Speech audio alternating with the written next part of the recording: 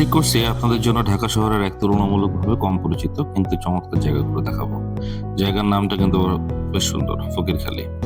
যারা যেতে চাইবেন তাদের জন্য দিক নির্দেশনা দেই। আফতাবনগর এসে ইস্ট ওয়েস্ট ইউনিভার্সিটির সামনে রিকশায় করে যেতে হবে, অথবা গাড়ি নিয়ে যেতে পারেন, অথবা 100 ফিট ধরে ইউনাইটেড ইন্টারন্যাশনাল ইউনিভার্সিটির পেছন দিকে যেতে হবে। জায়গাটা পরিচিত নয়, তবে নিঃসন্দেহে আগ্রহ জাগাবে আপনাদের।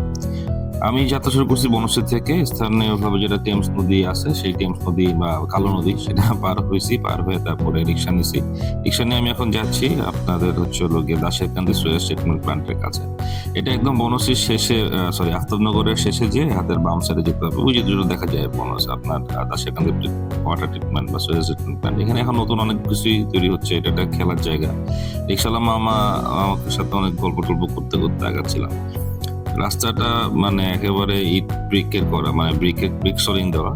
এখন ওইখানে যেহেতু এটা গ্রামের একটা সাইড, একদম ঢাকার সাইডে, এটা হচ্ছে গিয়ে আপনার ওই ফকিরখালী ব্রিজ বলে আর কি। তো ওইখান থেকে শুরু হয় যাত্রাটা।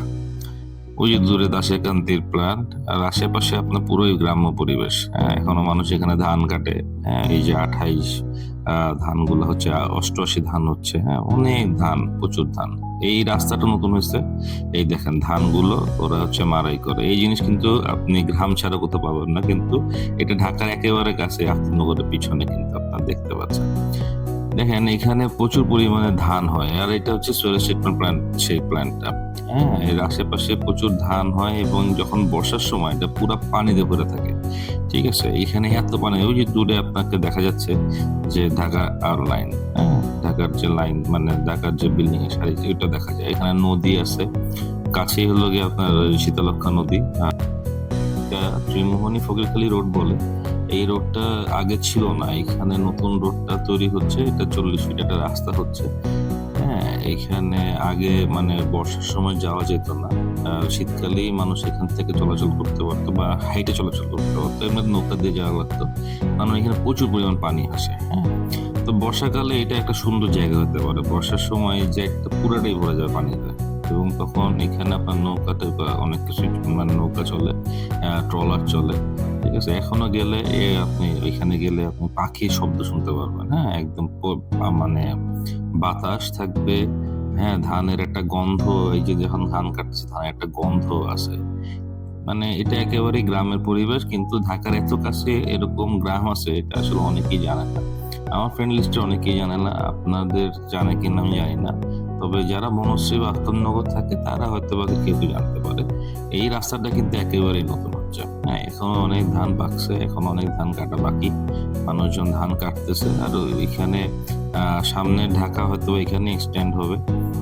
এখানে আপনি যদি বিকালের সময়টা আসেন, আপনার অবশ্যই খুবই ভালো লাগবে। কারণ এখান থেকে আপনি এখনো মানে ওই যে প্রাকৃতিক যে গ্রামের যে পরিবেশ, হ্যাঁ, সেই গ্রামের পরিবেশটা ফকিরখালীর এই ত্রিমোহনী রোডে আপনি পাবেন। এখানে এই যে বালুতে বলবেন এখন খেলাধুলা করে, বা মানে এইগুলা তো নতুন হচ্ছে, নতুন আপনার বারেটারি ফেলছে, মানুষজন এখন এখানে যায়। এটা আস্তে ধীরে মনে করেন যে বর্ষখানেকের মধ্যেই দেখবেন যে একটা টুরিস্ট স্পটের মতো হয়ে যাবে।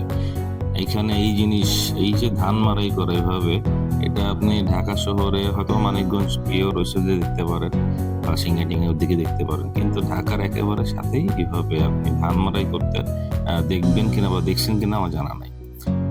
তো এই করতে করতে আমি আসলে বিকাল হয়ে গেছিল, সন্ধ্যার সময় খুব অল্প নিয়ে গেছিলাম, ঘন্টা দেড়েকের মতো আমি ছিলাম। এখান থেকে এটা ডান সাইডে যে দাসেরকান্দির আপনার মেইন গেট। সোয়েল ট্রিটমেন্ট প্ল্যান্টটা বিশাল। এটা মানে আমাদের যে পানিগুলা, সোয়েডেজ যে পানিগুলা, সেগুলো ট্রিটমেন্ট করে আবার নদীতে ছেড়ে দেয়। এছাড়া এই করতে করতে আমি ওই আমার রিক্সাওয়ালাকে রেখে আসছিলাম ওইখানে। এসে একটা পানি কিনলাম, রিক্সাওয়ালা আমার সাথে বললাম, আমি আবার বাসার দিকে রওনা দিলাম। এই ছিল আমার সেকেন্ড ব্লগ। আবার আপনাদের সাথে দেখা হবে পরবর্তী